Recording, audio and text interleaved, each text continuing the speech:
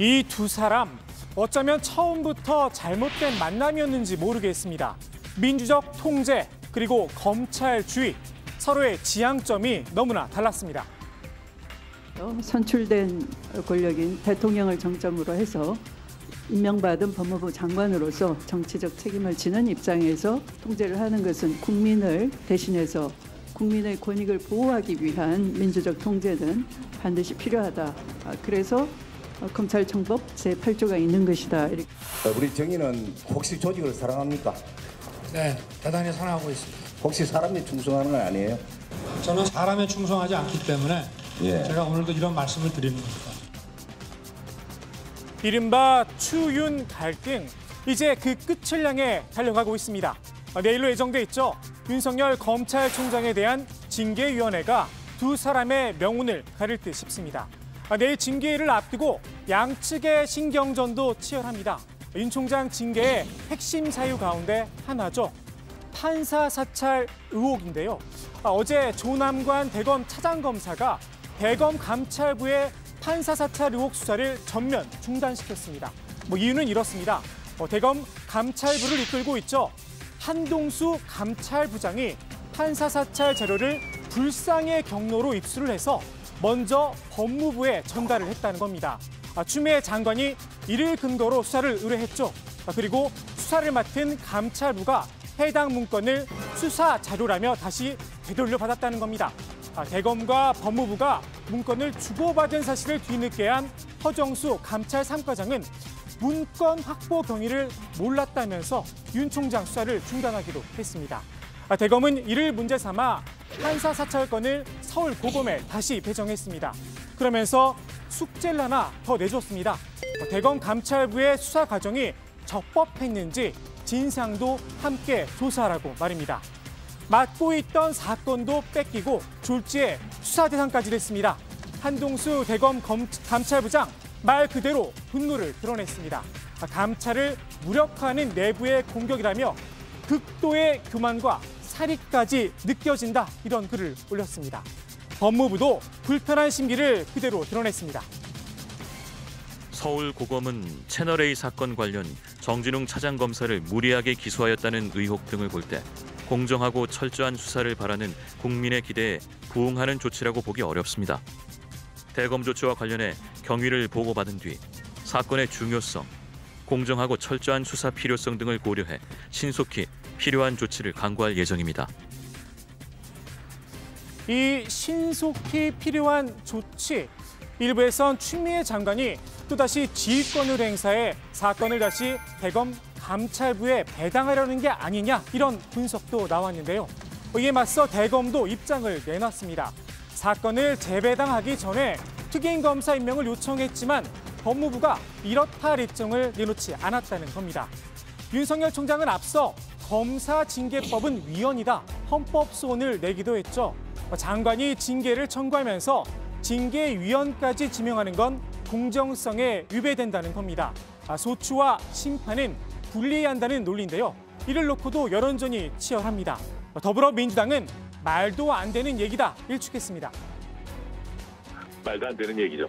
이 검사징계법은 이미 1957년에 제정돼서 지금까지 쭉 운영되어 왔습니다. 검찰총장도 역시 검찰청법에 검사입니다. 검사의 한 직급으로 분류될 뿐이지 이 검사임은 확실하기 때문에 검사를 그 법무부 장관이 구성하는 검사징계위원회에서 이 징계 심사를 한다는 게 위헌일 수 없고 효력 정지 역시 말이 안 되는 얘기죠.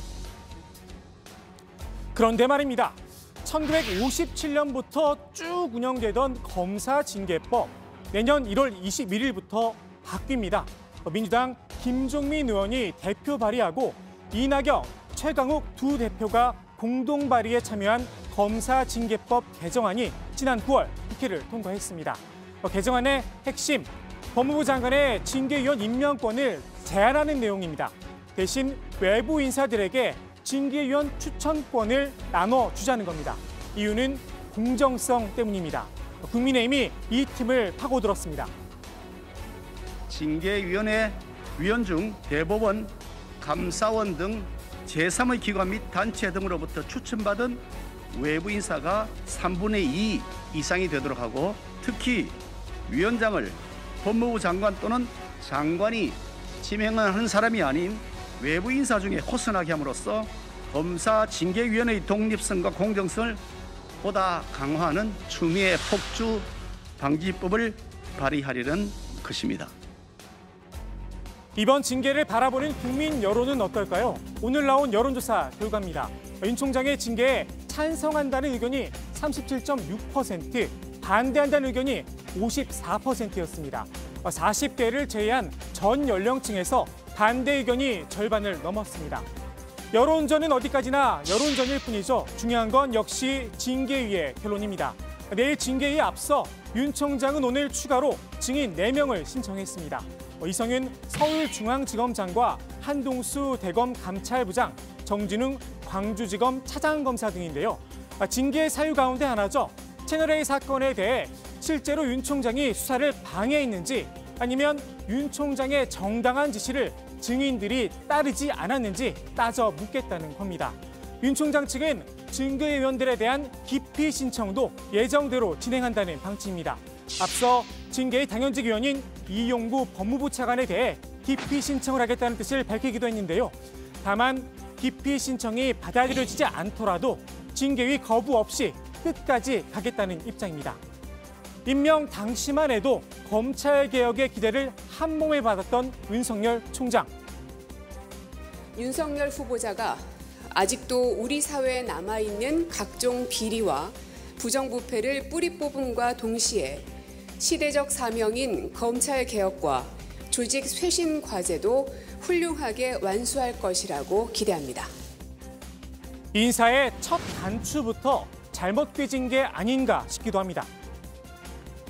그러니까 애초부터 저는 윤석열 총장을 연수원 지금 23기가 되는 사람을 4기를 앞당겨가지고 서울중앙지검장으로 발탁 인사, 파격 인사를 했는데 한 번이 아니라 또 거기서 또 파격으로 검찰총장까지 시킨 것은 좀 무리였지 않았나 이렇게 생각이 듭니다. 사실 저는 그때부터도 검찰총장을 특수부 출신을 임명한 게 과연 맞느냐. 인사가 만사다. 틀린 말은 아닌 듯 싶습니다.